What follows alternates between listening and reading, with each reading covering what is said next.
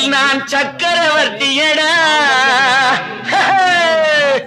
ஒரு கிண்ணத்தை ஏந்துகின்றேன், பல எண்ணத்தில் ஏந்துகின்றேன். ஏன் ஒரு கிண்ணத்தை ஏந்துகின்றேன்? ஏன்